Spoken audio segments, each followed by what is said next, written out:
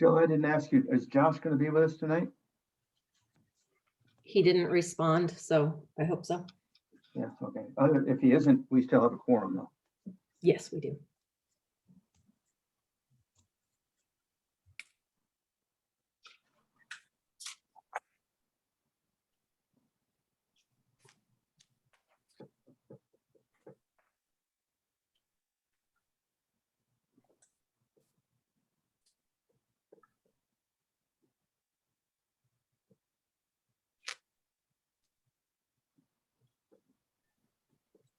Hey, Richard.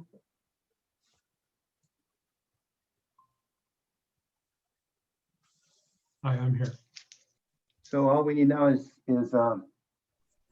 Shelby and Eric and Josh, assuming he's going to show. There's Shelby. Hey, Shelby. Hi. So we'll give it till, hi, Eric. So almost all of us is here. We'll give it a few minutes in case Josh wants to join. We weren't sure whether he was going to be here tonight. And Maria's with us as well. Hi, Marie. Hi. So we're just waiting until giving a couple minutes for Josh to join, and then we'll get started.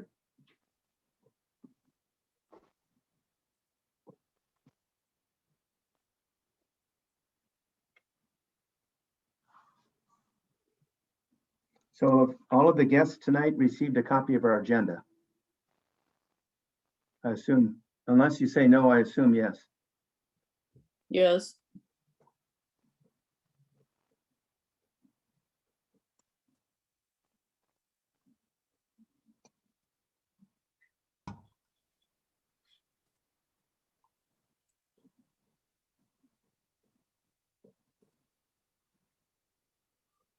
We'll give it one more minute, then we'll get going.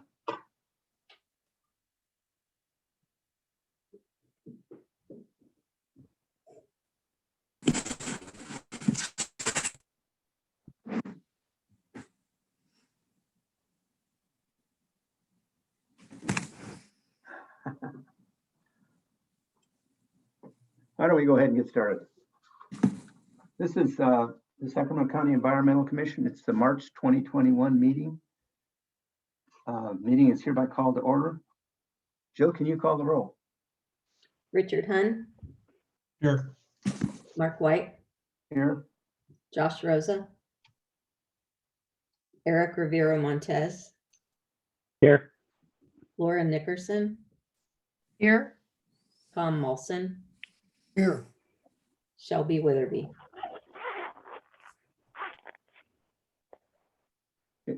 Shelby, can you respond?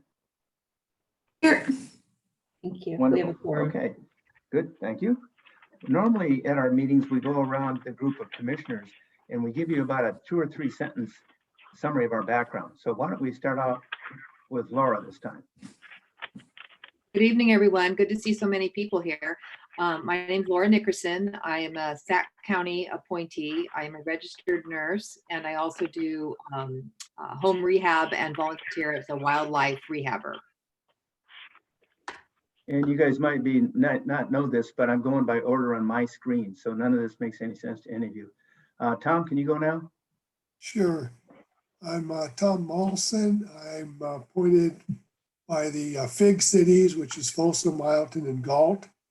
My background is as an engineer for Aerojet professionally, and I've also been a city council member for City of Galt, the Planning Commission, City of Thank Galt. you. Richard? Hi, I'm Richard Hunn. I was appointed by Sacramento County. My background is in environmental compliance as a consulting planner and environmental planner. Shelby? Yeah, hi everybody. My name is Shelby and I'm a water resource control engineer with the State Water Resources Control Board. Eric? Yes, Eric Rivera Montez. I'm a representative of the city of Elk Grove, and I'm employed by SMUD, the Sacramento Municipal Utility District, as in their environmental services department, focusing on climate change and greenhouse gas reporting issues. Josh, I see you joined us. And sorry, I missed you earlier. Can you tell us a little about your background? Couple sentences. Sure. Yeah. Hi. This is Josh Rosa, and I'm an appointee of the city of Sacramento, and I work professionally at the Department of Housing and Community Development. And my wife, you'll probably see my wife, Caitlin, actually used this computer before me, and my name appears to be Caitlin Rosa. And I'm trying to figure out how to change it back to my name. But rest assured, my name is Josh Rosa. Pleased to meet everybody. And my name is Mark White. I'm a county appointee, and I've worked for the garbage industry for several years. And now I'm the commission chair. So we have time right now for public comments. Oh, excuse me, missed one of the more important people. Marie, can you give us a little bit about you? Oh, yes. My name is Marie Wooden. I'm the director for Sacramento County Environmental Management Department. Thank you. So we have item 4, which is public comment, and item 5 is our climate action plan discussion. What we would like to do is if you have any public comments at this point that do not deal with the climate action plan, we'd like to hear them. After the plan is presented, then we'll have time for commissioners' questions and then time for your questions. So that's the way the evening is anticipated to proceed at this point. Todd Smith is a principal planner with the county. Todd, I can't find you. Oh, there you are. So you're here tonight to tell us about the county's draft, I guess, climate action plan. Did you bring anybody with you to support your conversation tonight? I did, Mark. Thank you for the introduction. With me tonight, Holmgren, Senior Planner, and Todd Taylor, Associate Planner for the county, and Honey Walters and Dan, where did the county's consultant on the climate action plan. Okay, and can you tell us a little about yourself and then launch into your discussion?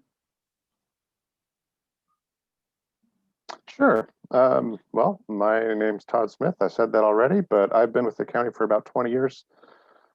Before that, I was in construction, believe it or not.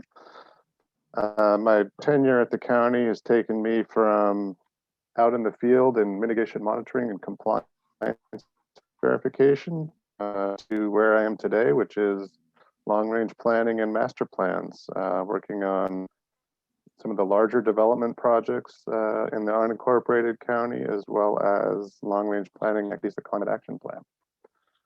And I'm going to share my screen so you all can see the presentation. Let me know if that does not work, and I'll just proceed. So tonight we're here to present the public draft of the countywide, community-wide climate action plan. This has been an effort. Excuse me one second. There we go.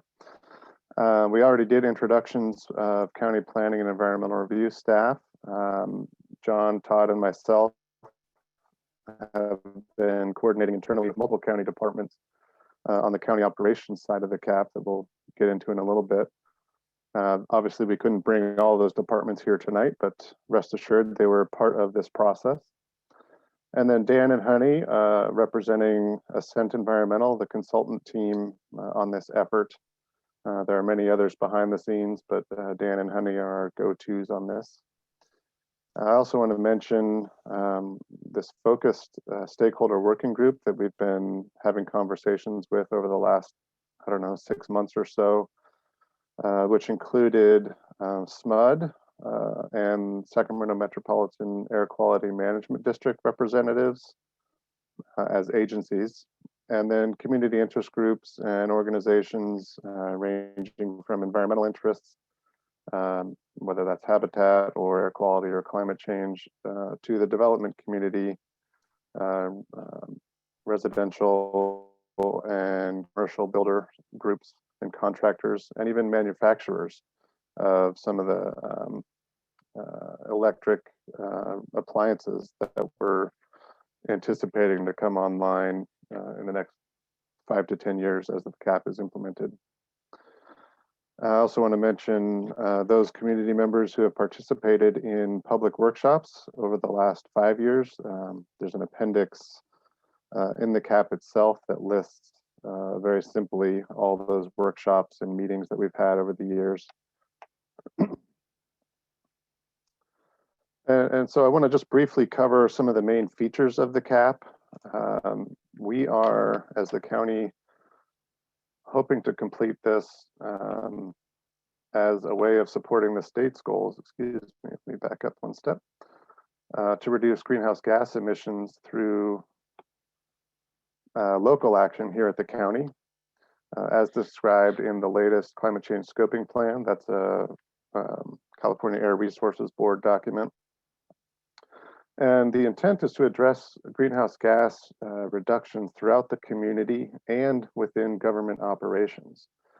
So what that means is we have one section of the CAP specifically related to what the county can do operationally with its fleets, its buildings, its facilities, even its employees. And then there's another section that is all about what the community can do and how those work together to achieve the necessary reductions. The CAP also includes adaptation strategies. When we talk about adaptation, we're referring to those anticipated effects of climate change in the future, where we're expecting increased temperature for a longer duration of time, potentially reduction in the snowpack in the Sierras, which has an effect on the water supply that we rely on. Sea level rise and potential flood risk increasing, things like that are included in adaptation strategies. And then finally, we're talking about implementation and monitoring over time. There's a section on implementation in the CAP.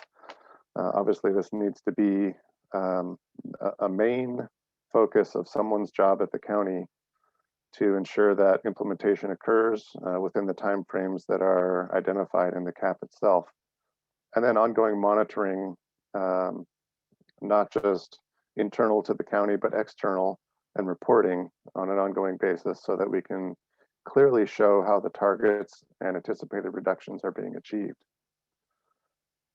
And then finally, the CAP does include or will create a consistent set of greenhouse gas reduction measures that would be applied to future development projects so that those projects can demonstrate consistency with those measures for climate analysis. And just for those who don't have the background, this draft community-wide CAP that we're presenting here tonight is a combination of several technical reports and planning documents that the county and consultant have developed over the last few years. Going back to the phase one, what we call the phase one CAP, it's a strategy and framework document from 2011 that was adopted concurrently with the general plan update at that time. Then the phase two CAP, which was related to government operations. It was adopted in 2012, and the update to that is included in this community-wide CAP. Then in about 2015, we had a vulnerability assessment. That technical document was prepared as an early work product as part of this climate action plan. All those come together into this community-wide climate action plan, which is intended to support the goals and policies of the county's adopted general plan that are related to greenhouse gas reduction. So we do have some specific policies and implementation measures in the general plan that are the reason why we're doing this. The CAP also introduces some strategies that are intended to support the county's adopted climate emergency resolution. That's something that was adopted in December of last year. And then finally, it identifies opportunities to collaborate with sustainability goals of other agencies in the region. SMUD, for example, recently had adopted a 2030 carbon neutrality goal. The Air District, for example, has a lot of policies and activities that are related to the climate action plan. We want to highlight those and partner with those agencies on an ongoing basis. And now I want to turn this presentation over to Dan and Honey to share a little bit about the technical analysis that's been done. So Dan and Honey, please feel free to go ahead, and I will advance the next slide when you tell me to. Sure, thanks, Todd. Yeah, this is Dan Kruckelberg here from Ascent Environmental. I worked on some of the technical reports that Todd mentioned, and also preparation of the climate action plan. So I'm going to talk about a little bit about some of the background that went into this plan, starting here with an assessment of the greenhouse gas emissions countywide. So to understand kind of a baseline of where the county is and where, so we can look at where it wants to go with this climate action plan, we evaluated several sectors that are known contributors to greenhouse gas emissions. And these sectors are aligned with greenhouse gas accounting protocols and also with the inventories, the inventory that the state of California does with their statewide assessment of greenhouse gases. And what we found here is two really large contributors to greenhouse gas emissions, excuse me, throughout the county. One is in the building energy sector, and that's comprised of commercial and residential buildings. The other is vehicles, both on and off-road vehicles. So that would be the transportation sector. Those two combined are really accounting for a majority of the emissions throughout the county. And this is coming through passenger vehicles, trucks, freight transport. And on the building side, it's through homes and apartments and commercial buildings, retail, shopping centers, warehouses, both electricity and gas use associated with those structures. Beyond that, we also have solid waste contributing to emissions, and that would be at a landfill, for example. Some of the methane emissions associated with landfills and the waste that's deposited there. There's some agriculture occurring in the county, and that is accounting for some emissions, 5% of emissions coming from that sector. High GWP, that's global warming potential gases. These are, for example, refrigerants that, while not large in number, refrigerants are a small part, but they have a very big greenhouse gas potential. So that's why they're high GWP, they're classified as. And then water and wastewater, accounting for a pretty small percentage of emissions compared to some of the other sectors, but still relevant and included into the inventory. Next slide, please.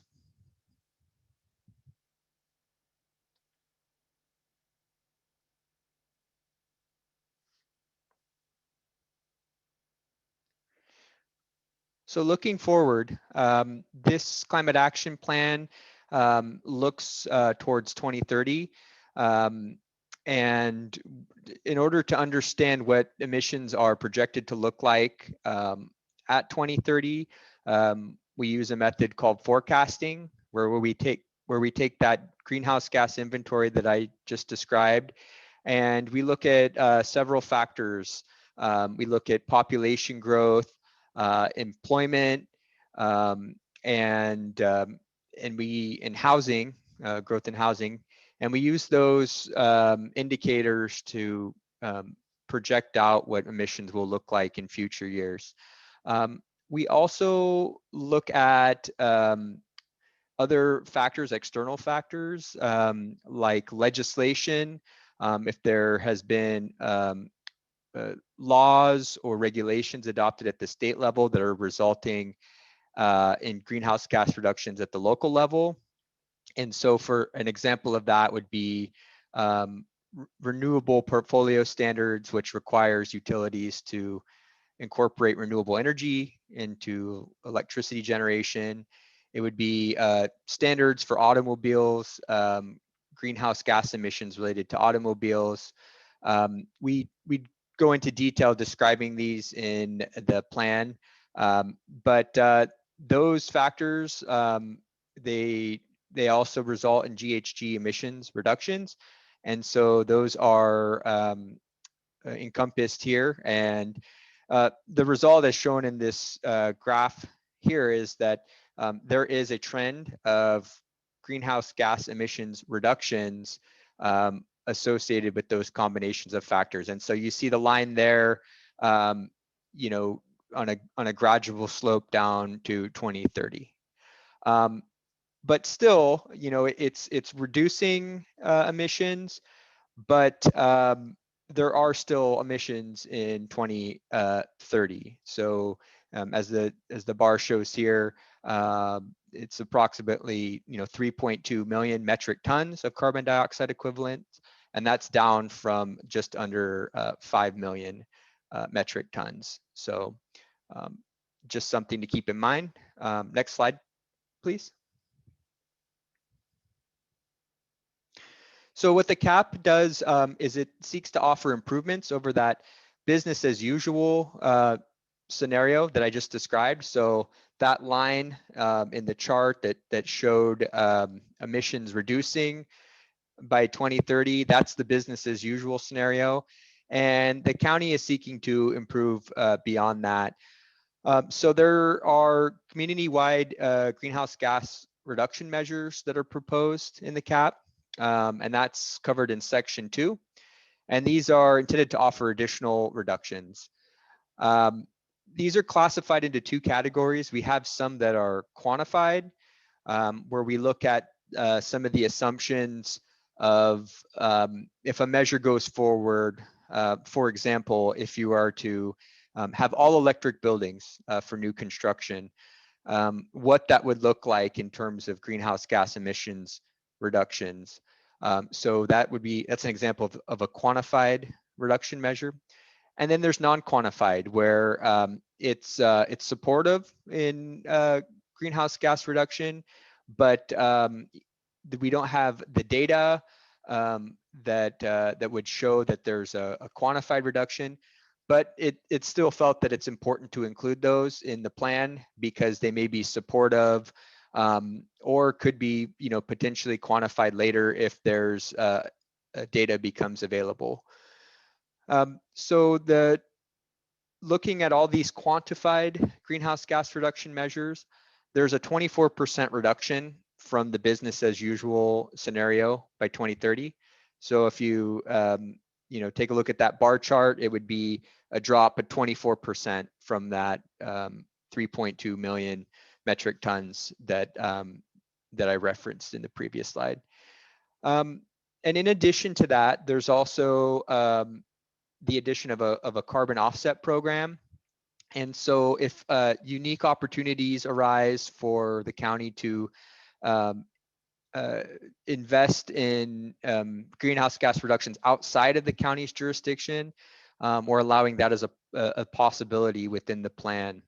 And that could be like reforestation projects, and maybe work in jurisdictions or agencies outside of the county's jurisdiction, but have a mutual interest in greenhouse gas reduction. So yeah, we included those as well as part of the GHG reduction strategy. Next slide, please. So another goal of this climate action plan is to address the carbon neutrality goals that were set forth by the county in the climate emergency resolution. And so this resolution was adopted in December. And what it does is it looks at the cap to explain how it will support a transition to becoming carbon neutral. So this is carbon neutrality is it's a very challenging goal that encompasses both greenhouse gas reduction and carbon sequestration, which is removing carbon dioxide from the atmosphere. So this plan sets that in motion, and it does that through proposing the greenhouse gas reduction strategies and measures in section 2 of the plan. And it also proposes carbon sequestration programs, that's carbon farming, that will help with reducing or sequestering carbon dioxide from the atmosphere. And it also contains provisions that will require the cap to be updated alongside future updates to the general plan that's anticipated within the next few years, and also will incorporate additional guidance from the state. So, for example, the state has a climate change scoping plan, which Todd mentioned. That's the Air Resources Board has that. And the current version is 2017, but it's envisioned within the next few years that there would be an update to that. And that will provide additional guidance on strategies that local governments can use to further greenhouse gas reductions and seek longer term reductions associated with longer term targets at the state level. Next slide, please. So the plan also, the cap also includes adaptation. So in Appendix B of the plan, we've included a climate change vulnerability assessment. And this looks at throughout the county under different scenarios, what climate change could look like for the county and some of the impacts associated with that, and some of the communities that are vulnerable to those impacts. And this is kind of sets a I will say a baseline or just an understanding of where there should be a focus to reduce those vulnerabilities.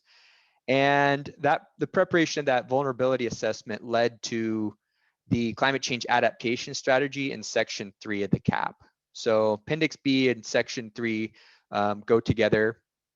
And within section 3, there's proposed a strategy comprised of different measures to help the county and communities within the county prepare for increases in temperatures that are projected to occur, extreme heat days and heat waves that are projected to become more common, especially in summer, and even in the winter too. There's some projections that average temperatures will be higher, and there will be heat events occurring earlier in the year and progressing later into the year.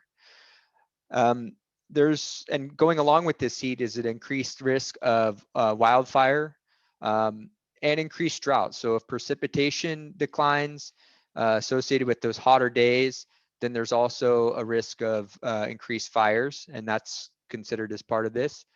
But almost paradoxically, can be an increase in flooding.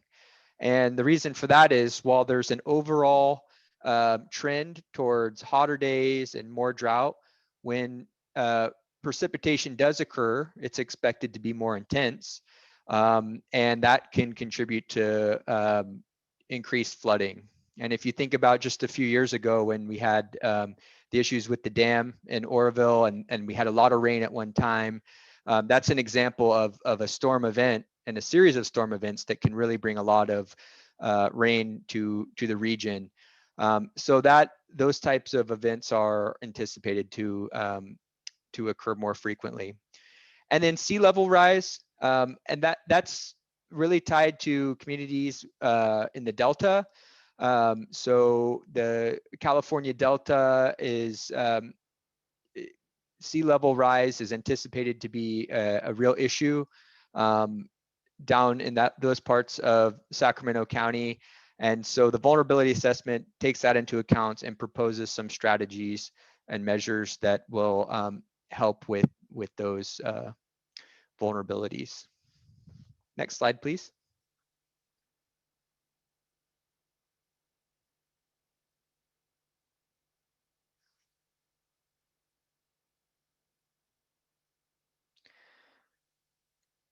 So other features of the CAP, what's included in the documents that are available for review right now. In Appendix C, we go through general plan policies. That's the county's general plan, having measures in there that also help with greenhouse gas reduction. And we provide a matrix in there that that goes through those policies and flags where there's overlap with greenhouse gas reduction measures contained in the plan. Appendix G looks at the costs of some of the CAP measures and also provides information on incentives. You know, realizing that some of the measures proposed do have a cost, and there's also some benefits associated with selected measures. So you know, you have a cost side of the equation, and also mention in there some research that's been done on benefits as well, and incentives available to help offset the costs. In Appendix D, we describe the public and stakeholder engagement that's occurred to date. So as Todd mentioned, this has been an ongoing process dating back a few years. And at various stages of that, there has been public workshops, stakeholder input, and that will continue to be ongoing. It's encouraged, even following plan adoption, getting members of the community to participate and provide feedback on the plan performance is encouraged. So Appendix D describes some of that activity that has occurred to date. Next slide, please.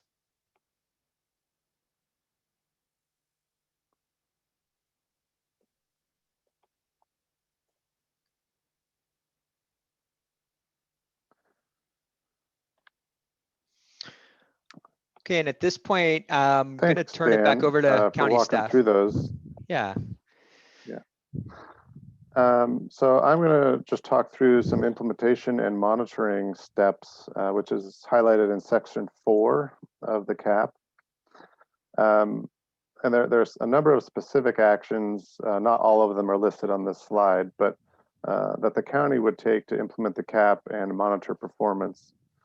And so some of the key ones are creating a CAP portal, we're calling it, someplace online where staff can share regular updates to the public on implementation progress, and that can be from multiple departments or not just planning and environmental review staff.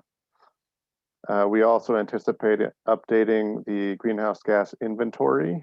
That was that slide that Dan started on, showing the pie chart of various emissions sectors.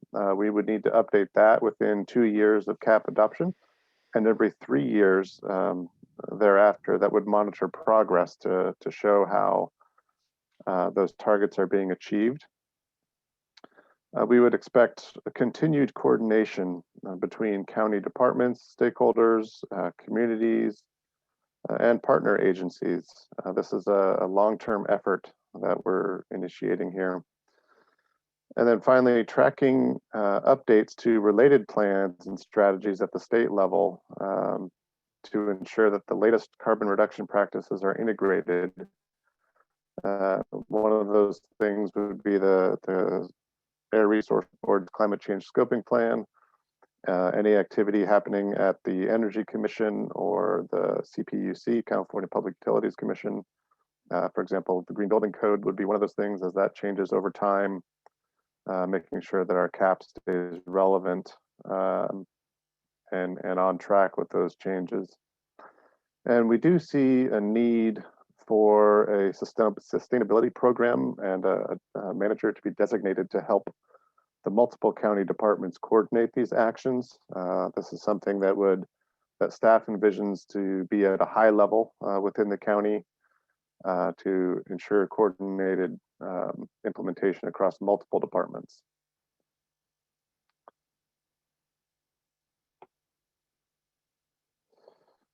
And just briefly, I want to talk next steps. This public draft is available on our website. The 30-day public comment period lasts through April 9th. We want to hear from everybody. You can submit written comments to climateactionplan@saccounty.net. Obviously, comments can be made tonight as well. If you haven't thought of any comments just yet, you can always email us after the fact.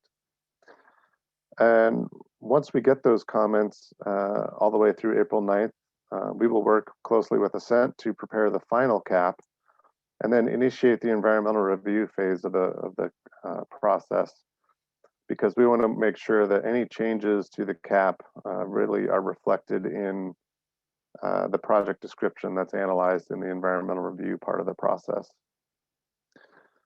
We do anticipate the final cap being available in May, and then any additional public comment periods would be open, consistent with the California Environmental Quality Act practices and the county's hearing process. So both the final cap and the environmental document would be reviewed in public meetings by the county's planning commission, and then ultimately the Board of Supervisors. As of today, we are targeting adoption at the Board of Supervisors sometime later this summer, 2021. That's our best guess at this point. So now we just want to have some time for questions and answers. We've got multiple county staff plus Ascent here. I'm going to stop sharing so I can see everybody. Well, thank you very much, Todd. We appreciate your comments. I'm sure that we have comments from several people. We may have some comments from our commissioners. So doing the same random way that I did earlier, I'll just start across the top and ask for our commissioners' comments and questions at this point. Laura, have you got any questions or comments? Yeah, I do have a couple. Thank you very much for the presentation. I did look it over documents as much as I could. Also, I was wondering, with your model that you had suggested business as usual to 2030, I was interested in why the on-road vehicle, what you guys think in your research, why it didn't really change much. Like, what do you think is going on there? The cars just aren't going to be changed fast enough? Yeah, I think that's a technical question. I would need to defer to Dan for the modeling assumptions, but my gut is that there's a slow ramp up to electric vehicle implementation statewide, including within the county, but I'll defer to Dan and Honey on that. Yeah, Todd, that's correct. So there is some movement at the state level to go towards more electric vehicles.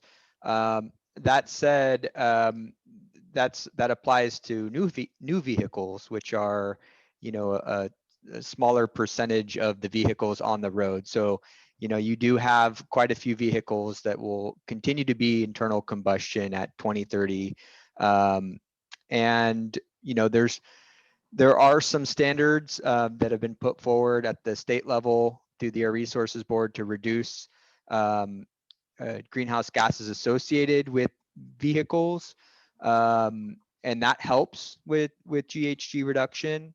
But still, like I said, you have some vehicles on the road that are under older standards. So yeah, that is a sector where there remain greenhouse gas emissions, and that's why we have a lot of measures in the climate action plan that encourage alternative forms of transportation to help reduce emissions from that sector. Yeah, and just to add to that quickly, the emissions, average emissions are decreasing, but those regulations and reductions are being outpaced by the growth. So there is some reduction, but there's the reduction in the tailpipe, but also the emissions in the total BMT. So you're seeing that being outpaced a bit. Yeah, I wondered about that, the population growth. Yeah. Yeah. My other question was, in your research, when you guys were looking at sea level rise in the Delta, what level, like what amount of inches or what that you were thinking was going to happen by 2030 with business as usual? Laura, I don't have the exact amount on the top of my head. It is in the appendix in the vulnerability assessment. And in there, we describe two different scenarios. these RCP scenarios where you're looking at a high emissions scenario and a lower one, and it will, there's some mapping in there that actually shows those areas that are vulnerable, and there's also some figures in there as well that provide that information. Okay, I'll take a look at that. Thank you very much. Tom? Yeah, nice presentation, by the way. I've got a couple questions. The first one is, of the 3 cities that I represent, 2 of them have their own climate action plan. One's a separate plan altogether, which is City of Galt. Folsom, appears that they've incorporated that into their general plan update. And Ileton is just going through their general plan update also. And it also looks like they will include it in their general plan update. Now, the question is, from the county plan, is this a cap over all the 7 cities within the county? Or do they feed into it? Or are they all separate? Or they all have to comply to the state? So Yeah, how does it fit?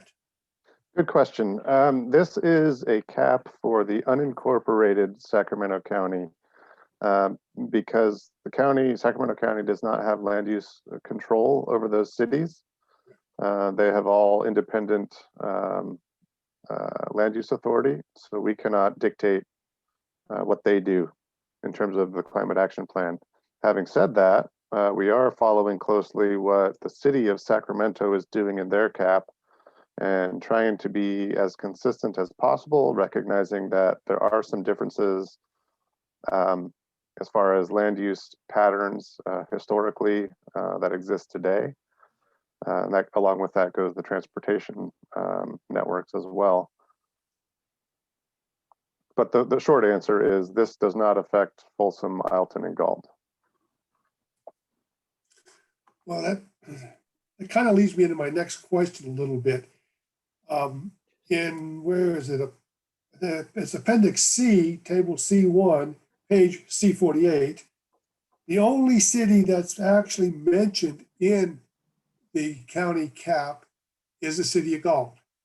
And I think it's probably a cleanup from the looks of it, because what the comment is the land use element. Let me see. It's changing the Sacramento County policy, allowing residential ranchettes within the City of Galt's sphere of influence, which has historically been a problem because it landlocks the city is what it does. So it sounds like the county changed that in their general plan, and you're putting it in this plan just for consistency. Is that what's going on here, or is it 2 different things? I think we'll have to take a look at that. Could you say again that page number that you mentioned? Page C48. Yeah, I do know the county changed the general plan as it relates to the City of Galt. Oh gosh, 4, maybe 5 years ago now. It may be just a cleanup thing, but we'll take a look at that. Yeah, I believe it sounds like a cleanup thing from looking at it, in hindsight. Okay. But Thank I you, just, Tom. wanted to point that out. That's all I've got. Other than that, good Okay. presentation. Thanks. Thank you. Richard, have you got some questions? Yeah, thanks, Mark. Good presentation, Dan and Todd. My overall comment is I'm not seeing the relationship between the climate action plan and the county's emergency declaration, where they've put out specific targets of carbon neutrality by 2030. I assume that this plan does not achieve carbon neutrality by 2030. Is that correct? That is correct. The plan as it is written now doesn't get to carbon neutrality by 2030. And the reason for that is because there are a number of moving parts. One of those is the update to the climate change scoping plan by ARB that's anticipated very soon. The second one is something that SMUD's been working on with their carbon neutrality goals. I think they've got a presentation to their board later this month. And since the energy sector represents well over 40-something% of the emissions, that's something that we can't necessarily point to yet because it hasn't been adopted. But that's why we're looking at this from a first step perspective, meaning we want to achieve those necessary reductions as soon as possible with this cap, and then look forward to updating it in the very near future, along with an anticipated general plan update, which we acknowledge is needed. So this cap, this version of the cap is going to be subsequently amended by later versions. I don't think that's very well explained in this document, because I got the impression this was the final document. This is the public review draft. Any future updates to achieve carbon neutrality would be done within the next couple of years. But we'll look at a better explanation to address that comment. Right, and also, I guess the county emergency declaration indicates that county staff shall identify gaps and provide recommendations for additional resources needed to support the level of action required. I would think that that would be an element of this plan also, if you do see gaps necessary to achieve the 2030 goals.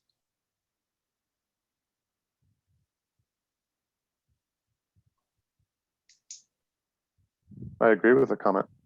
Okay. And a little more specifics, I was a little confused by a couple of the measures you proposed. In your document, you say the agricultural sector really has an emissions of about 254,000 metric tons, and that'll be reduced to about 193. Yet greenhouse gas measure 01 says you're going to potentially reduce it by 377 metric tons. I don't see the numbers making sense there. Is there a way to explain that? Dan or Honey, is that something that you can tackle? Sure, yeah. So this actually relates to the question about carbon neutrality as well, and getting to that goal. As I mentioned in the presentation, achieving carbon neutrality is a combination of both greenhouse gas reduction and carbon sequestration. And so what you're seeing there in GHG 01, carbon farming, is a measure that is, it's involving the agricultural sector, but it's actually implementing a measure that would result in carbon dioxide sequestration, which is basically helping set the pathway to get to that carbon neutrality goal. And I think in the paragraph that precedes that measure, we described that the plan is actually kind of teeing up the transition to getting to carbon neutrality. And this is an exact representation of that. This GHG 01 is actually being able to take carbon dioxide out of the atmosphere. So I think perhaps we can explain that a little more in this measure, and show that's where the carbon dioxide sequestration is occurring. I think that's a great idea, Dan, because this measure alone constitutes almost 48% of all your reductions. And so I think you definitely need some additional detail. I mean, if we're talking sequestration, how many acres of land are we talking about needing to be reclaimed or enhanced to achieve those kind of things? Is it a reasonable expectation to think that it can be accomplished through sequestration?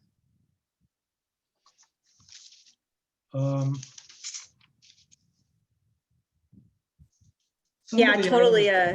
Richard, this is Honey. I agree with you on that. And actually, believe it or not, that 377 value is fairly conservative based on what we could have seen in some of those calculations. So trying to approach that in a conservative way and understand it's a high number.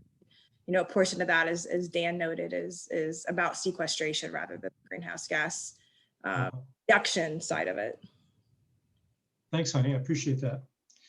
The measures 4 and 6 talk about electrifying existing buildings. And you kind of state that you're assuming that about a 25% of existing residences will participate in that program. I was wondering how you came up with 25% and not 50% or some other number. Sure. This is one that we were looking to be consistent with the city of Sacramento. This is also a number that was suggested by some of the stakeholders. I mean, we could try for a higher number. It's just a matter of whether we get a realistic participation. I think it really depends on whether there's enough incentives for everyone to achieve some of those energy efficiency upgrades, swap out their appliances, et cetera. That's kind of an unknown at this point. Yeah. Well, the reason I bring this up because, again, we go back to the Declaration of Emergency, where we're looking to find all efforts and actions necessary to eliminate emissions. And if we just simply assume that 25 is going to be all we can get, that's not really all efforts and actions necessary, because we still have not achieved net neutrality emissions by 2030. So maybe it just needs some additional support as to how these numbers were agreed upon and why they're being used as the basis for this plan. There's another measure, number 3, dealing with the urban-rural agricultural connections. And the way I read it, it's more like you're going to reach out and help the farm to fork festival. And I don't see any value to this at all unless there's something to this that I'm not seeing in your thinking about this measure.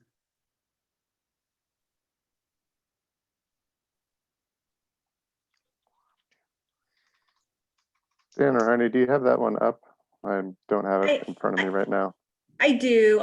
This was described in the environmental justice element, so it was a bit of a crossover measure that we received public input on from some of our folks that they felt that was important. As you noted, Richard, that would be extremely hard to quantify a number for that, so we didn't do that to be conservative, but is an important qualitative support measure.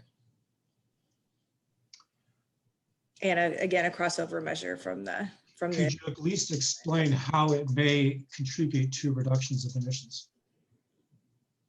Less traveling for food. So buying your food locally, supporting restaurants and other events that support local use of food. So you're avoiding those embedded emissions from food being transported long distances. Yeah, but I guess if there's no enforcement power behind that, it's just a policy statement, I guess. There needs to be some kind of ability to achieve it rather than simply say we're going to do an outreach program. Yeah.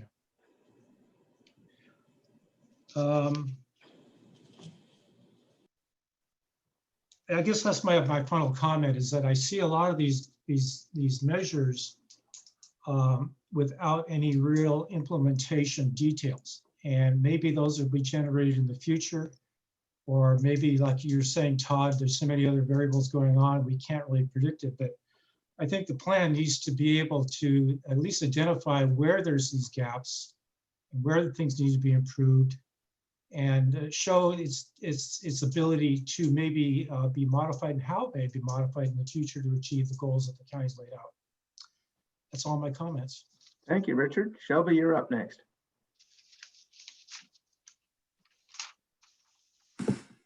Sure, thanks. Yeah, again, thank you for the presentation. It was great, and looking forward to continued collaboration on it.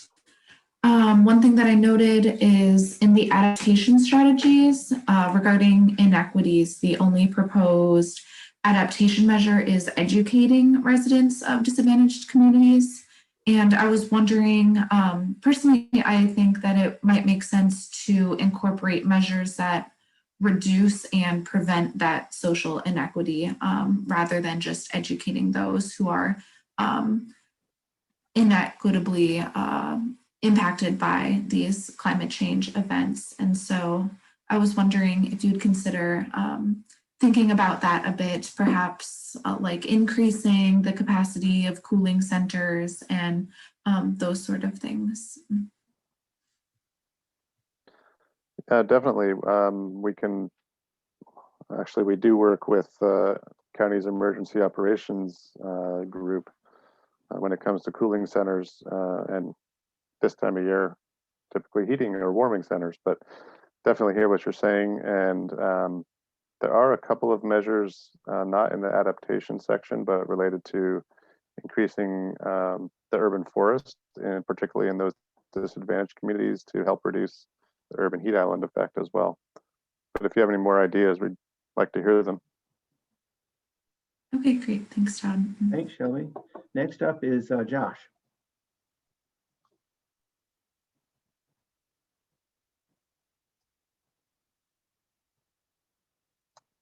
You're still muted, Josh. Sorry about that. Thank you for that presentation. And I guess I had a question. This might go back to Dan or Honey, but I guess just going back to the projections for transportation emissions, I'm curious as to the methodology and assumptions that were used in projecting VMT. So like setting the technology aside, but just looking at what we think VMT is going to look like over the next 9 years, how folks made those calculations. Yeah, Josh, I can explain that. So the forecasting for that, we looked at some of the demographic data that was available, looking at the county's growth through 2030, and basically applied that, used a scaling to look at employment, population, and housing, and scaled it based upon that. And we used emissions factors. I'm sorry, I'm not sure how familiar you are with some of the VMT modeling, but vehicles are categorized into different categories. You have passenger vehicles, you have trucks, transit, and for things like freight, that's tied to employment and kind of business use. You also have passenger vehicles, which is more tied to housing. And so we had a few different categories using scaling factors to actually project that out into 2030. So yeah, that was our methodology there. Did that answer your question? Yeah, it did. Does the methodology make use of the region's sustainable community strategy or other kind of existing like long-range planning? Well, the factors, some of the demographic projections are coming from the planning that SACOG has done as part of the MTP SCS. So looking at that, those are the projections that were incorporated into those forecasts. So yes. Yeah, Josh, where we could, we use the same set of assumptions that SACOG would be using as they apply to the county. So we can make that map as similar as possible. Okay, so it's I guess fair to say that it uses the same like land use assumptions for like future like projected land uses that influence VMT? Yeah, we got those from SACOG. Got it. Okay. The difference is probably in the emission factor modeling, SACOG being a MPO for some of that work, they have to use certain versions of MFAC just due to federal conformity. The emissions numbers may not be the same just because we might have used more up-to-date emission factors. Got it. Okay, that was my question. Thank you. Thank you, Josh. Eric, you're up next. Sure. Thank you for that presentation. I really enjoyed it. Really useful and a lot of good information. One question I had early on, you showed a pie chart that showed, that transportation was a big contributor to the emissions, and then you also had residential and commercial.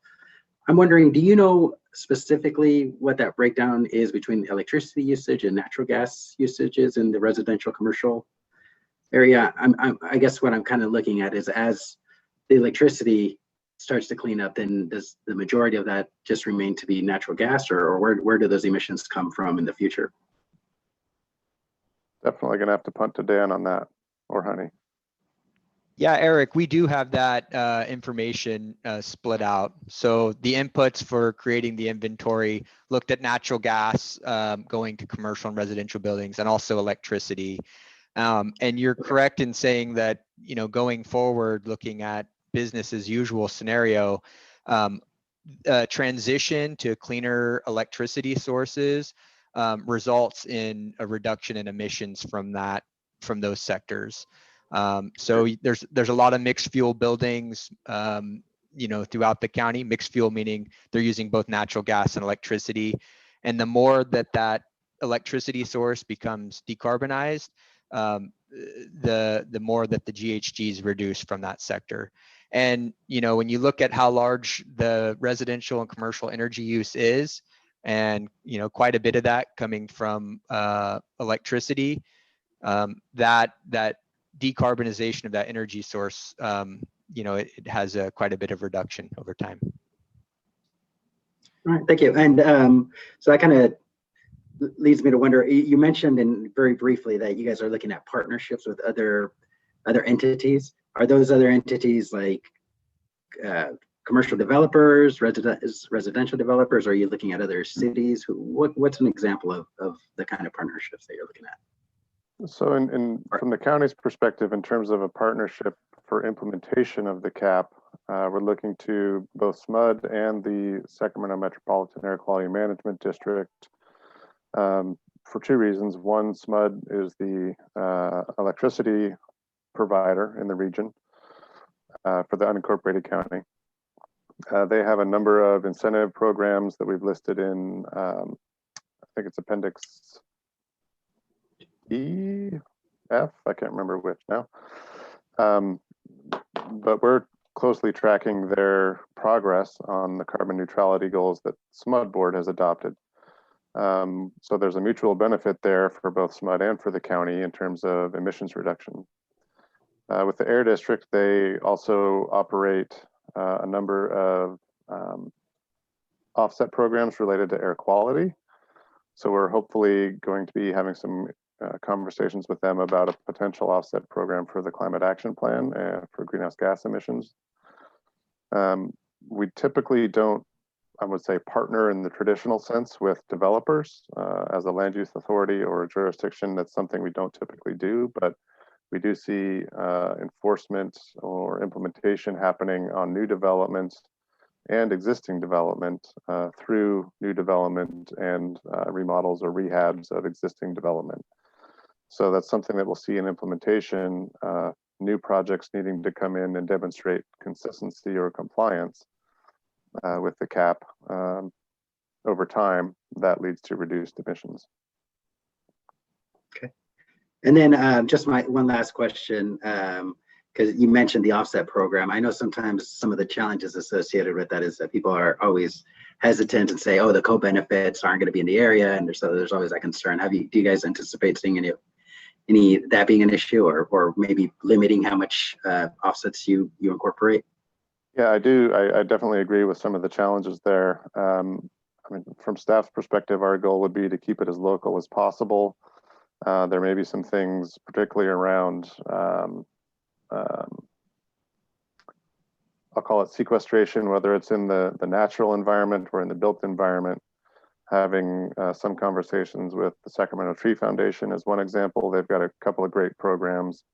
One of those is the Neighborwoods program. They do a lot of tree planting in the existing built environment.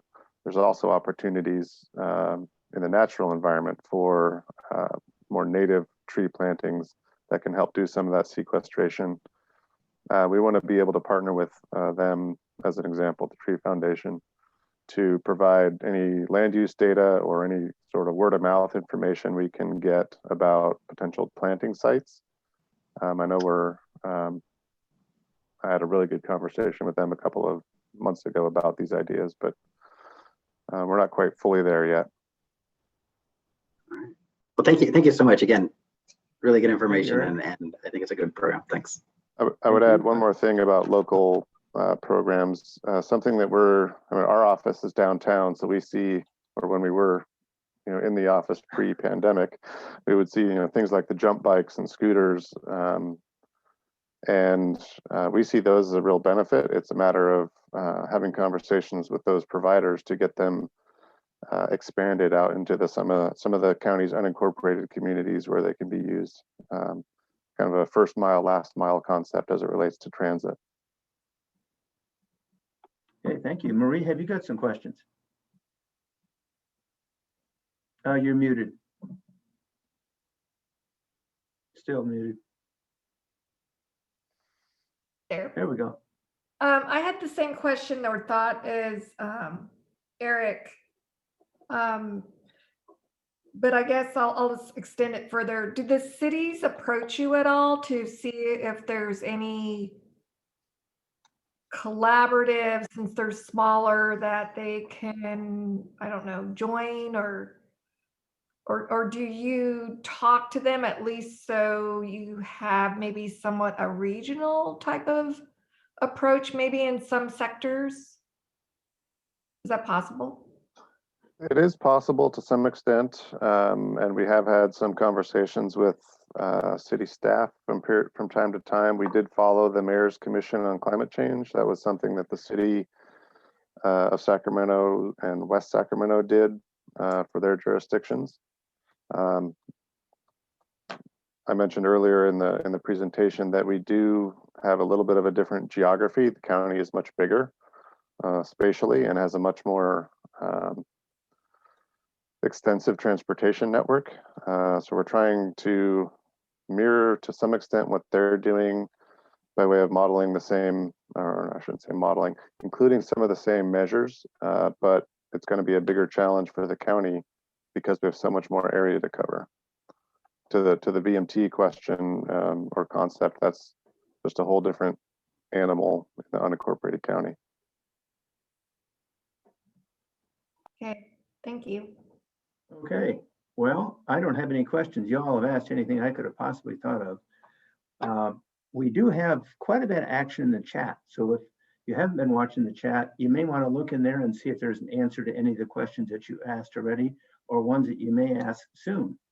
We have 60 people on the call, now 59. So what I would like to do is hold your comments, if we could, to about 3 minutes. Jill will kind of keep track of it and then let us know when you're getting close, because we, as I said, we have now 59 people, less about 8 of us with the commission. So we've got about 50 people that may want to comment. To let me know that you want to comment, click on that participants word down at the bottom of the screen. And one of the choices in there is to raise your hand. So if you'd like to make a comment, could you click on that and then just click on raise your hand next to your name, and I'll know who to call on. And what I'm probably going to end up doing here, you guys have no idea what this looks like. So it's going to be totally random because it's my screen that I'm calling on people by. And that's what I'll just continue to do, is just walk down the screen. I may actually walk down vertically this time instead of going down a row at a time. So if you'd like to ask a question, click on participants and then click on raise your hand.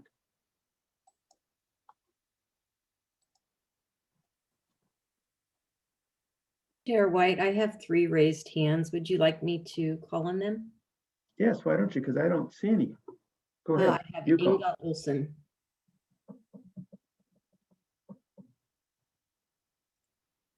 I wanted to just ask about the climate mobilization task force that I believe it was supposed to be initiated on February 17th, and it was associated with the climate emergency declaration by the Board of Supervisors.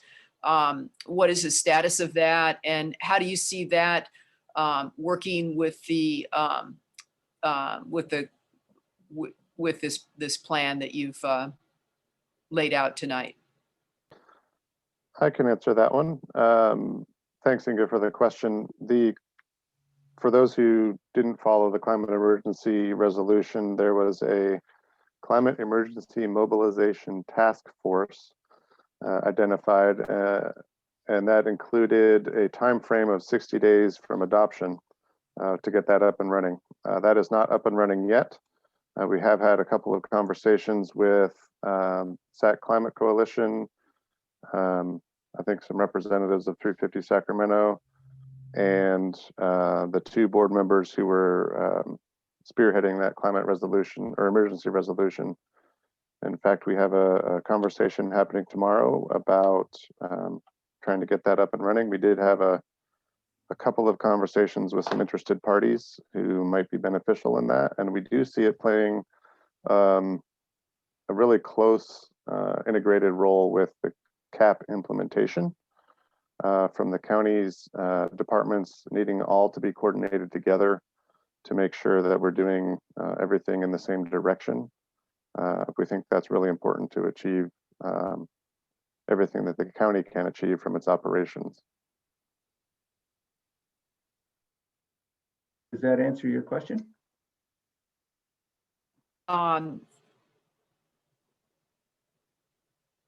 Yeah, for the time being. Thank you. Jill, do you have another questioner? Yeah, next I have Bruce Burdick. Yeah, thank you for the presentation. I follow the United Nations Environmental Program GAP report, and it talks about how to limit global warming to 1.5 degrees, and it talks about world CO2 emissions decreasing 7.6% a year every year from now to 2030. And I think that's similar to the goal of the Climate Emergency Declaration, seeking carbon neutrality by 2030. And all of this is pretty obscure to the average Sacramento citizen. So I'm hoping the report and SMUD might be the way to educate Sacramento County residents about their CO2 emissions and how they compare with a world citizen on track to limit global warming to 1.5 degrees or meet the requirements of the Climate Emergency Declaration. It's also hard for people to understand pounds of CO2 per person per day, but that is, I think, a way to understand how much we have to reduce our CO2 emissions. If you do understand that, it suddenly, it almost becomes impossible to buy an electric car, because to buy an electric car is about 30,000 pounds of CO2. That's what it takes to make an electric car. And the goal really is just to be emitting in 2030 to just be emitting 12 pounds of CO2. So I'm hoping maybe these figures, which probably are obscure and not immediately understandable, might be something that the report might have, and SMUD might act on to educate Sacramento County citizens about what they need to do to meet the goals of the Climate Emergency Declaration. So that's a suggestion, it sounds like, as opposed to a question. Okay, the question would be, how are you going to educate Sacramento County residents so that they know what they need to do to be carbon neutral by 2030?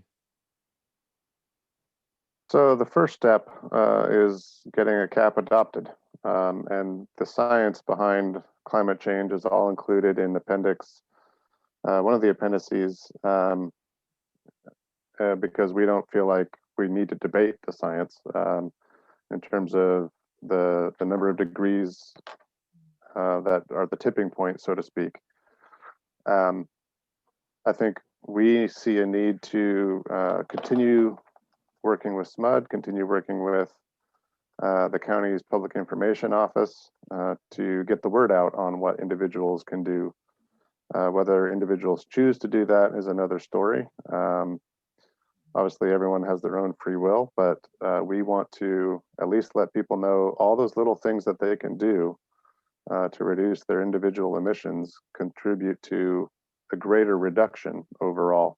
And that's one of the education programs that's in the CAP itself. Thank you. Jill, do we have another question? Yeah, from Darren Simmons. Hi, my name is Darren. Thank you for all the time you spend behind the scenes that we don't see here, and thank you for the presentation. My question was regarding the 25 community measures and the 15 or 16 government. Are these 43 measures the same that would be given for any county of similar ilk? Are these bespoke? Are these kitchen sink?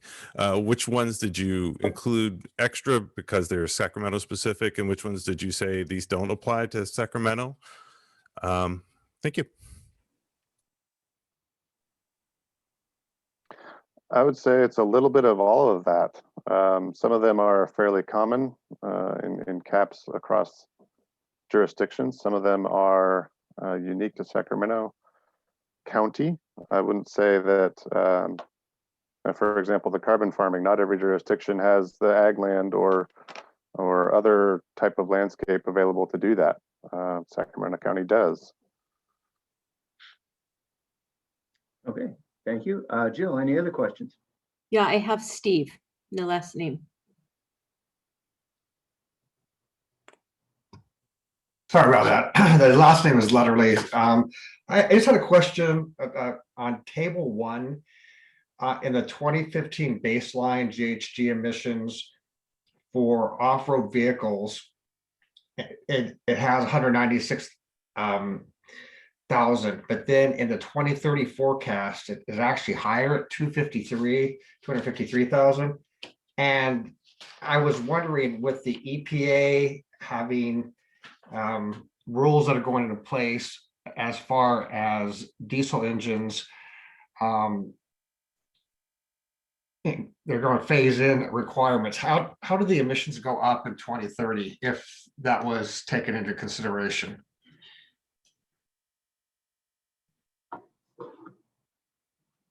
Thank you. And thank you for the presentation too. Thanks, Steve, for the question. Dan or Honey? Sure, I'm just navigating to table 1 right now to take a look. I mean, so the question, I'm sorry, was it Steve? Was for off-road specifically? That's correct. Yeah, for off-road, the 4th one down. Yeah, while you're looking at that number, Dan, I can answer generally. A lot of the regulations from CARB and EPA do relate to more on-road vehicles. So off-road can include ATVs and all sorts of different kinds of equipment that are just slightly less regulated. That said, I feel that we will see some increased pieces of regulation even for off-road in the near future.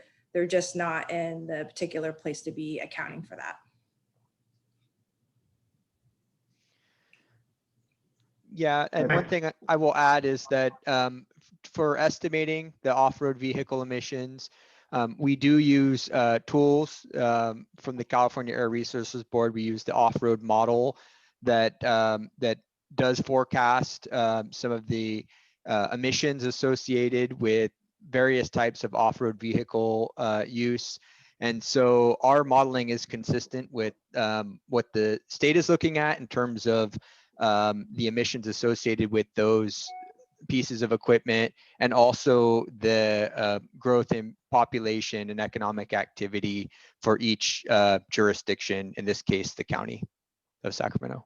Thank you. I've got a follow-up question on that. Does that off-road vehicle include farm vehicles? Yes, it does. I bet that's the vast majority of those emissions. It can be quite a bit depending on the jurisdiction. Farm vehicles are certainly one of the emissions sectors represented in those off-road vehicle modeling. And I assume construction equipment as well. Correct. Jill, do we have some more questions? I don't have a raised hand, but there's a question in chat from Kim Alexander. Says, any plans to incentivize working from home post-pandemic that would help reduce vehicle emissions? So for the, I can do my answer on that one, Todd, and then maybe you can Sure. you can add.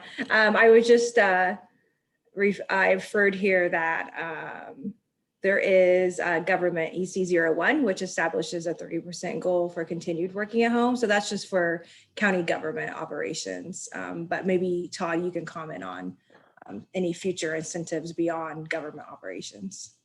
Sure. I think the thing that we struggle with, honestly, as a county is what incentives, how can we fund them?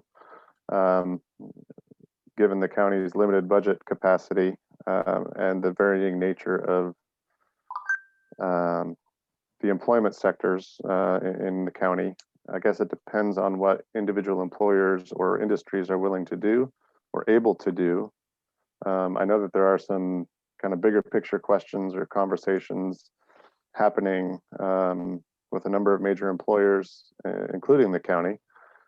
And I know that SACOG is trying to do some homework, so to speak, around this issue. And I think we'll follow both of those activities. For us, selfishly, we're focusing on what the county can do to achieve the goal of a 30% remote work. But I think whatever SACOG data gathering turns up, we'll share with interested parties. I don't know that we're going to necessarily be able to mandate a certain amount of work from home. And honestly, I don't know what we can incentivize if we don't have funding at this point, but it's definitely a good idea because that helps reduce the VMT. I want to also mention, I think Oscar Balaguer had a couple of questions that he emailed in advance. And if now is a good time, I can share some responses to those. Please do. All right. So for the group, let me find those. There were two questions. One was related to greenfield or sprawl development versus infill. And the question was, why doesn't the CAP include policy initiatives that would directly prioritize infill over sprawl? So our response to that is because the county's general plan already has, I think 25% of its land use element policies are directly related to infill. And we already have a policy that says we will prioritize infill development over, excuse me, over greenfield development. We felt like that would be duplicative to put something in the CAP that is already existing policy. And we see a need, as I mentioned earlier, to begin work on scoping a general plan update as soon as possible, because the main, I shouldn't say the main, a lot of the general plan policies are fairly well outdated. They come from the 1993 general plan. Most of them were not touched when we did the general plan update. So we see a need to bring the general plan into the modern era and focus primarily on some of those policies about infill, trying to, again, encourage it, incentivize it, make some real headway when it comes to infill development. The second question was referring to SMUD's 2030 goal. And there's a statement here that the draft CAP assumes SMUD will meet its 2030 carbon zero goal, reducing the need for county action. And the adjusted business as usual scenario incorporating this assumption normally only includes approved legislative actions, which the SMUD goal is not. We don't disagree there on that point. We tried to characterize the SMUD goal as not a legislative action at this point, although I do know that they are making really good strides in their carbon zero plan. I think it's going to their board at the end of this month. And then the question there was whether we think it's appropriate for the CAP's GHG projections to assure or assume SMUD success, and if so, why? Dan or Honey, do you have anything on this by way of a response at this point? I think some of that was in the modeling. Sure. Yeah, I can add to that. So, you know, I mentioned in the presentation renewables portfolio standards, and that's something that's set at the state level under SB 100 legislation, and utilities are required under that legislation to be 100% renewable or carbon free by 2045.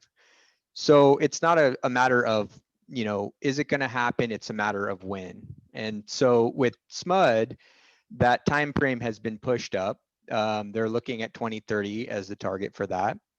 And other utilities have looked into this as well. Some local governments have adopted community choice aggregations that look at getting clean energy or 100% carbon-free energy onto the grid well in advance of 2045. So SMUD is doing that, and they're putting a lot of planning into this, and it's relevant for this cap because we have measures in here that are talking about decarbonizing buildings and maybe fuel switching, going to all electric buildings.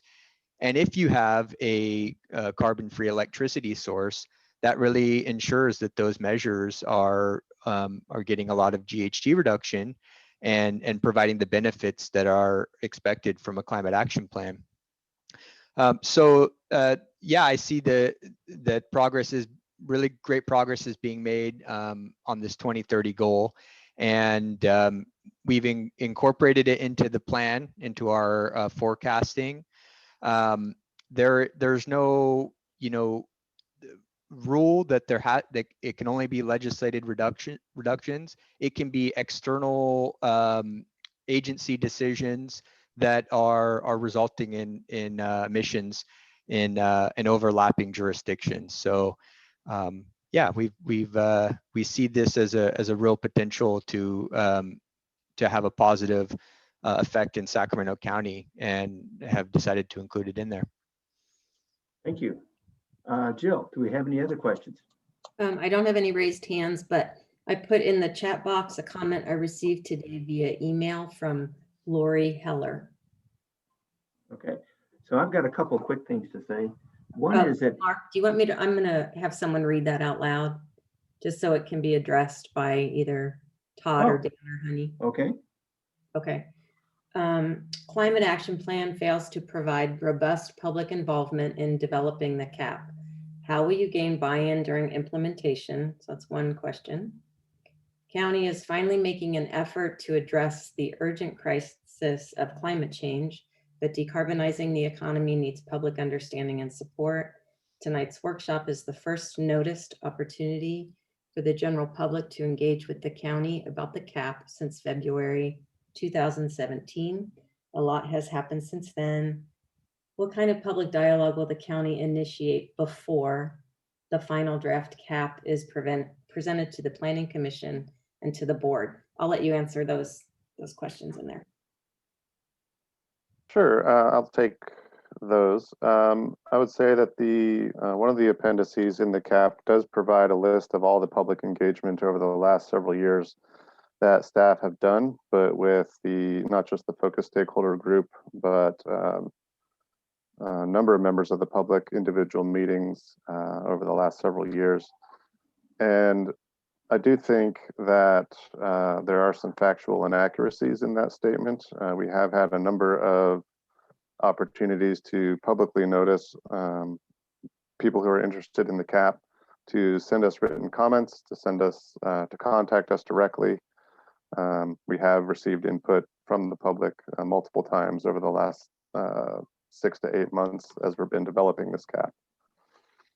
By way of additional public dialogue, that's one of the reasons we're doing this meeting, in fact, is to receive feedback obviously it's a bit of a challenge during the pandemic to go to meetings like we traditionally would, but this is the next best thing.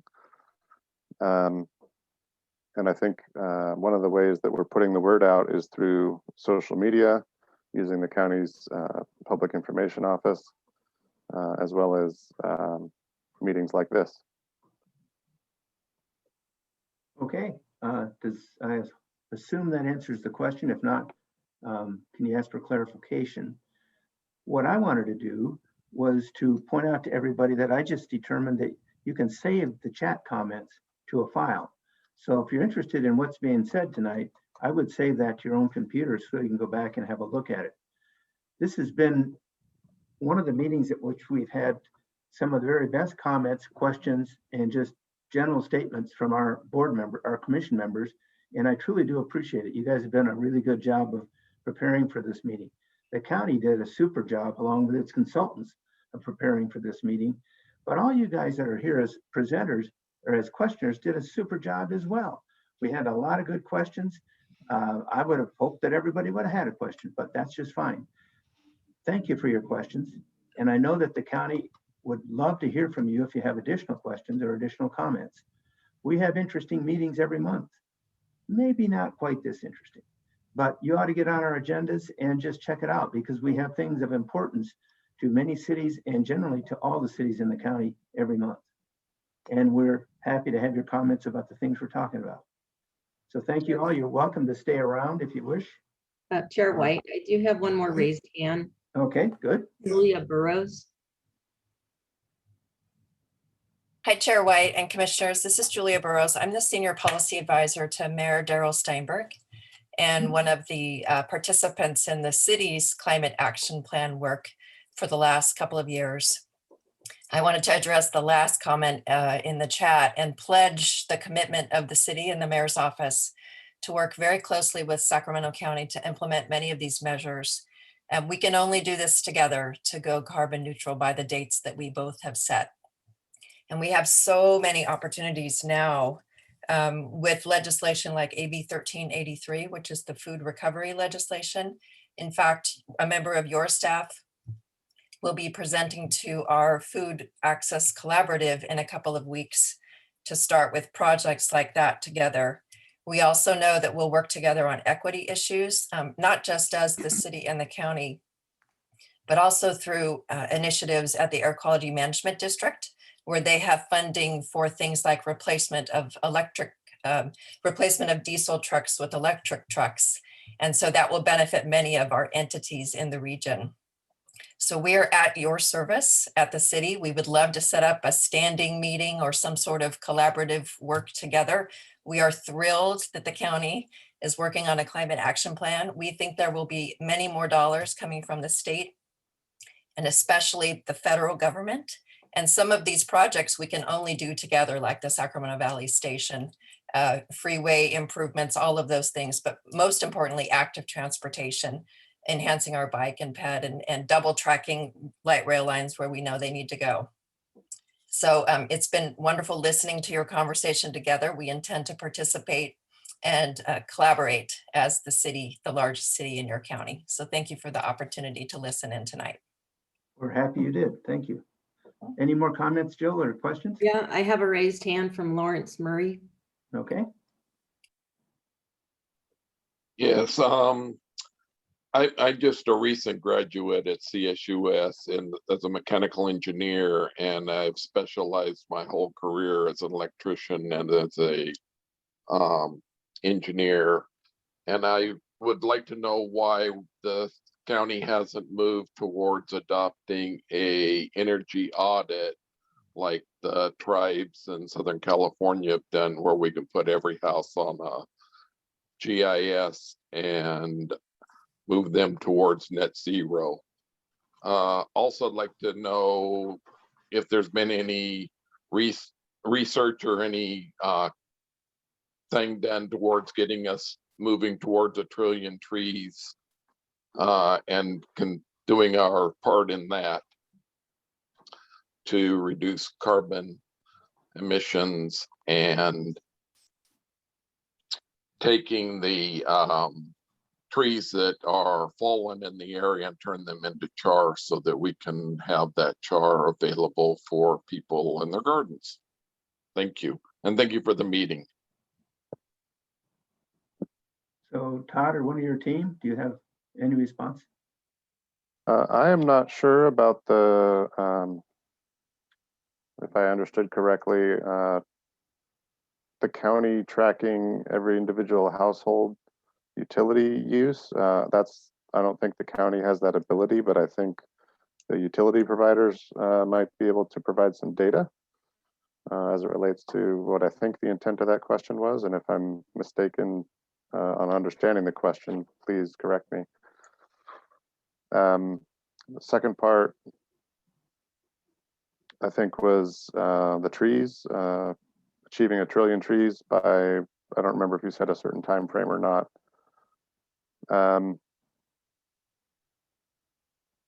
I think we have a number of policies in our general plan about increasing tree canopy.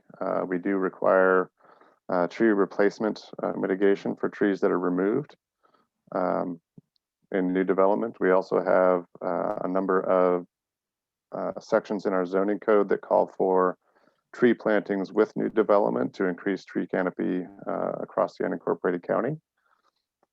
So we are achieving a lot of those things. They're just not necessarily highlighted perhaps as well as they could be in the climate action plan.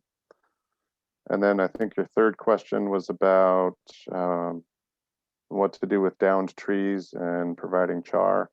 I have to say I'm ignorant of what to do with that.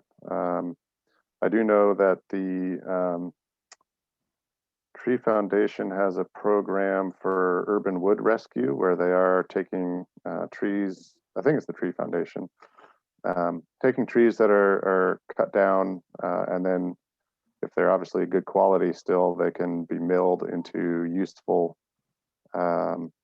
products like for furniture or other uses.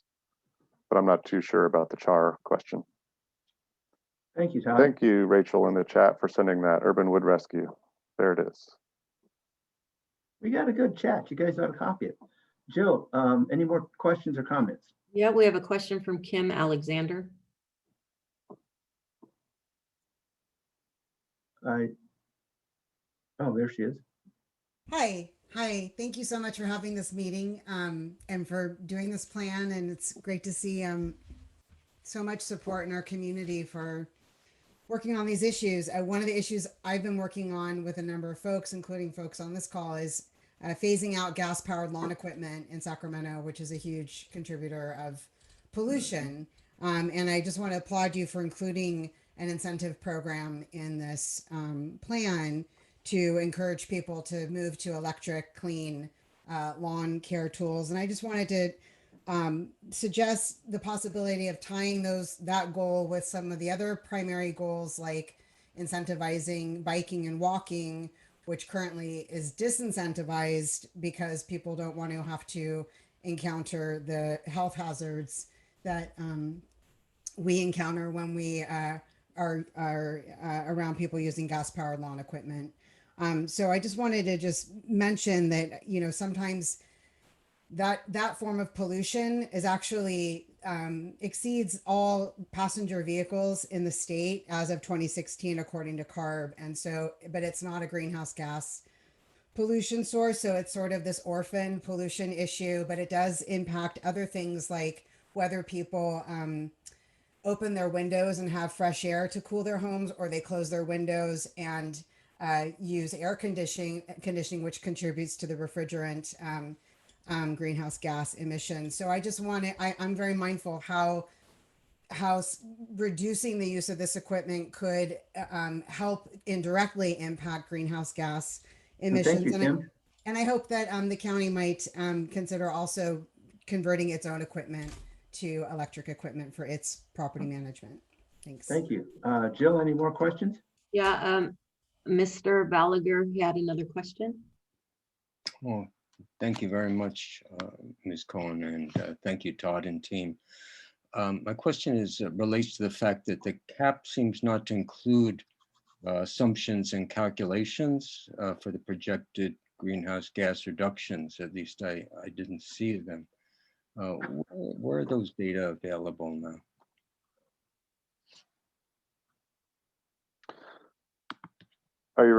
Oscar, are you referring to the kind of the background calculations and how the numbers were derived? Exactly, yes. I see. I think that we can work with Ascent to make those available. They were part of an earlier conversation with the focus stakeholder group where we shared some of the technical assumptions. But we'll make sure that we can make those available to interested parties. Oh, great. Thank you very much, Todd. Thank you, Todd. Jill, any other questions? Yeah, there was one more question in chat we haven't touched on. Has there been any outreach to farmers at this point? That's from Matt Anderson.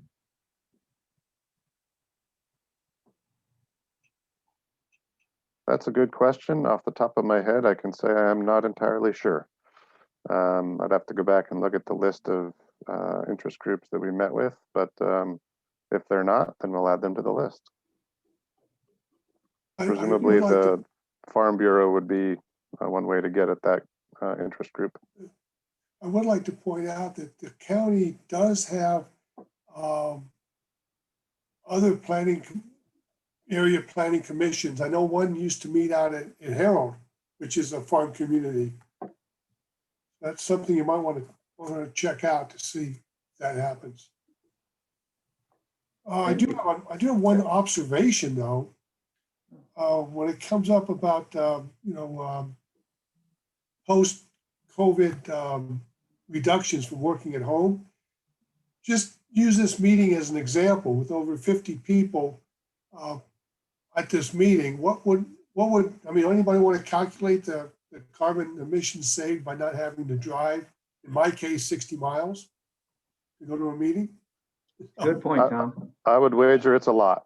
Yeah. So I think in the future, face-to-face meetings are nice and needed, but does every meeting have to be face-to-face post-COVID? Good consideration. Jill, any more questions? No, that's it. So, absent any more questions, our next item is to approve our minutes. If you'd like to hear the sterling conversation going on about that, you're welcome to stay around. If not, we appreciate everybody being here tonight. We really do welcome and see serious value in all of your comments. And so thank you very much. Thank the county for all of its efforts and all your county help staff and consultants. Thank you, Todd. Thank you for having us. So with that, we go on to item number 6, approval of the minutes. Have we got any changes to the minutes? Not seeing any. Have we got a motion to approve the minutes? I'll make the motion to approve it. Second? I will second it. Okay. All in favor of approval, say aye. Aye. Aye. All opposed? All absent? You thought we were going to go with a roll call, but that's okay. Yeah. Oh, we got to do that. You're right, Tom. No. Yes. Yes. Thank Right. you. Yeah, Richard Hunn, Aye. Mark White, Aye. Josh Rosa, Aye. Rivera Montez, Aye. Laura Nickerson, Aye. Tom Mulson, Aye. Shelby Witherby. Aye. Okay, the ayes pass with 7. Jill, a question for you though. Was Josh in attendance at the last meeting? No, he was not, but you can vote aye on meeting minutes. Very without good, ma'am. attending the meeting. Mrs. Roberts. Yes, you can.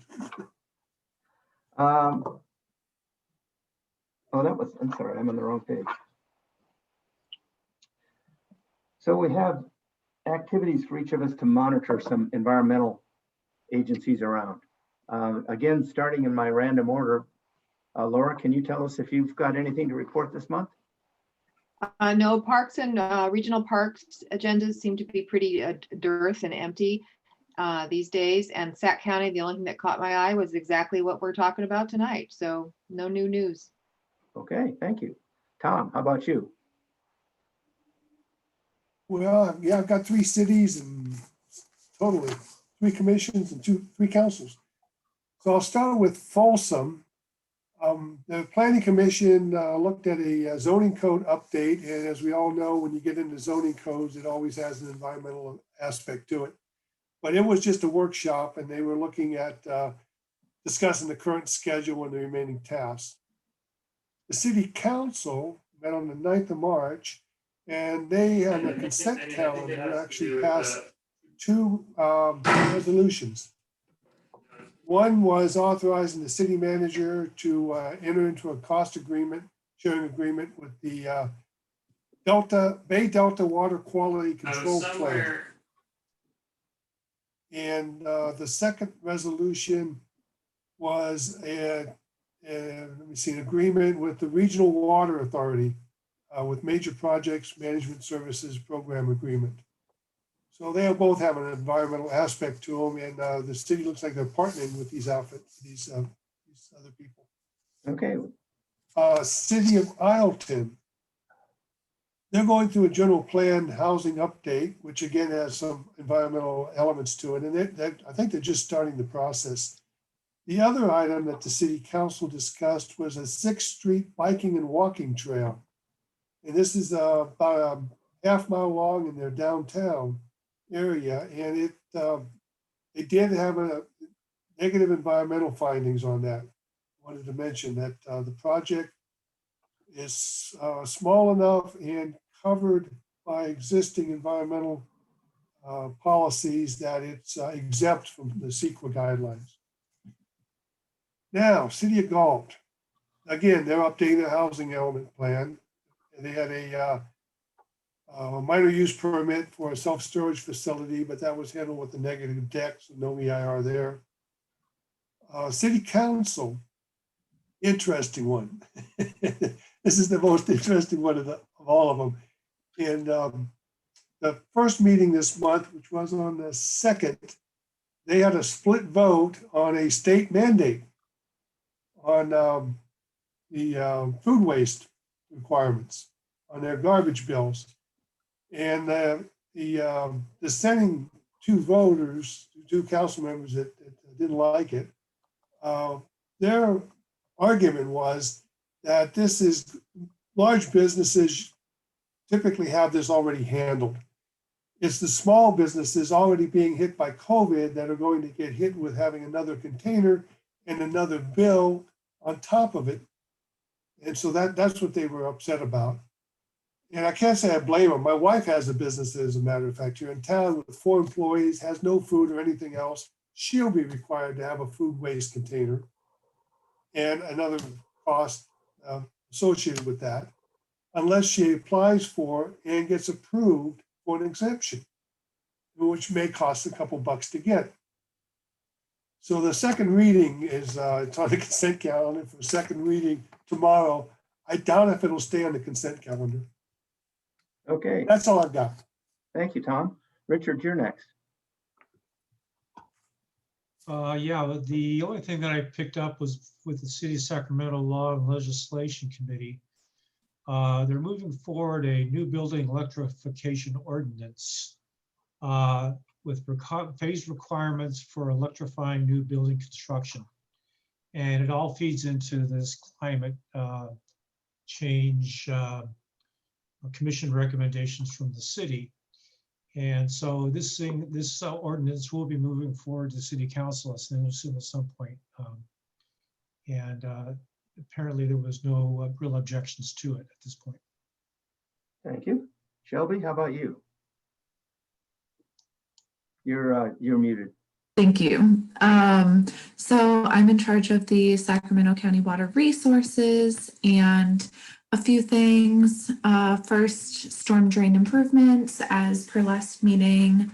Additionally, one thing that I thought was interesting is a pavement restoration project, which is being funded by the Sacramento County Water Agency Water Supply Enterprise Fund. So I was just a little bit surprised that a water supply fund is going to pavement, but there's that.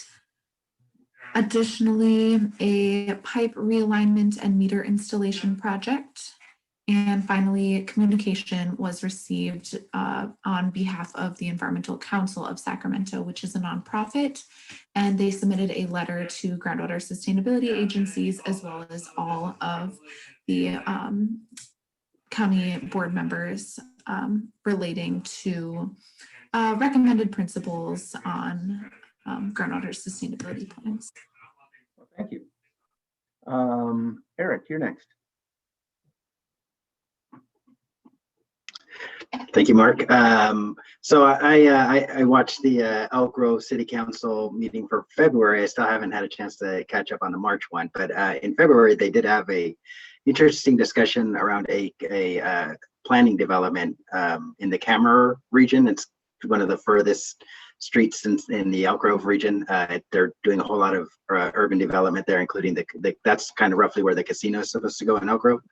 And I found it really interesting because one thing that they talked about is that they're kind of re-engineering their plan. It was originally designed for drivability, but now they're looking at it for walkability, and they're kind of it was a very interesting discussion on how they can increase people walking around, and so hopefully that comes to fruition, and we have because it's already a pretty congested area as it is. I can only imagine it's going to get worse. So I'm glad they're at least considering ways to encourage folks to walk around more. So I thought it was a worthwhile presentation.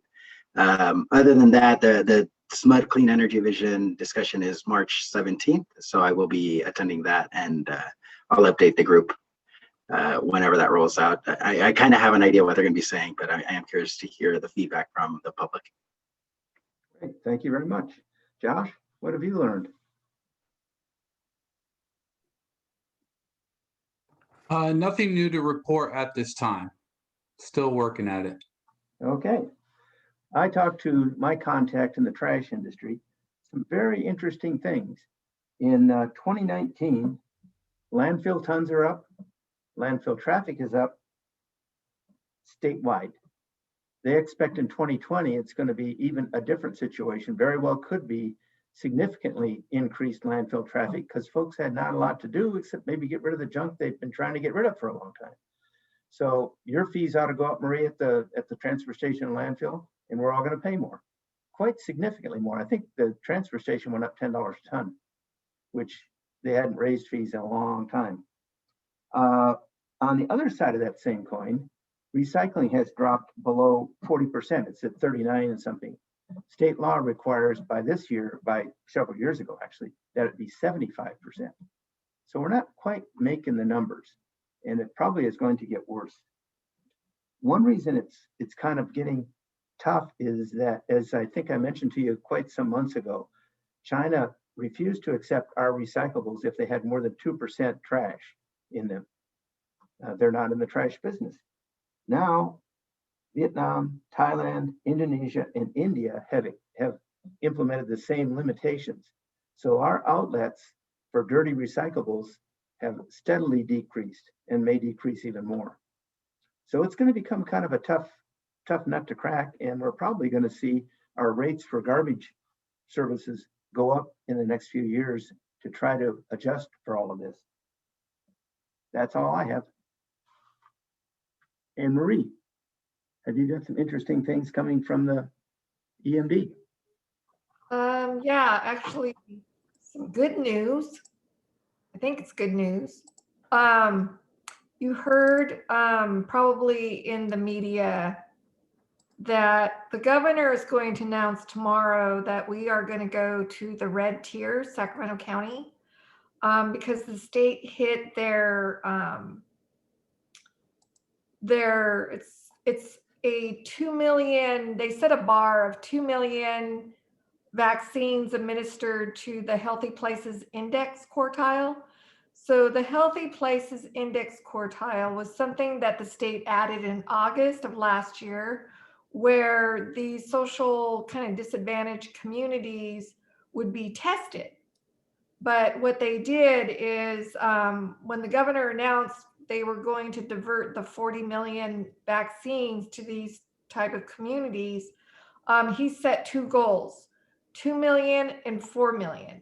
And then what they did was they changed, the blueprint for a safer economy, the the tiers, they changed the purple tier and the red tier. So it's easier to slide to the red tier now. So once that state made that, the tier became 4 to 10 positivity case rate countywide, and we made that mark. So we're going to move tomorrow. He's going to announce it, I think, at 12. And I think the health officer's health order will be in effect around that time, but it will be tomorrow. So EMD has been working on a lot of messaging guidance for public health because they're busy, right? First it was testing, now it's vaccine program. So EMD has always been doing a lot of messaging. We take the state guidance and we break it down and make it a lot easier to read for the businesses or some of these groups so they can understand what it is that they need to do. Example, a gym owner told us, I don't want to read 10 pages of what I need to do. Just tell me. So we were always breaking it down, translating it to different languages. And it's been I don't know, it's been a crazy ride. That's all I can say. Just fast changing, fast changing. So you heard, I'll just highlight a couple of the things. You heard that restaurants that can open up now 25%, so they'll be able to do that.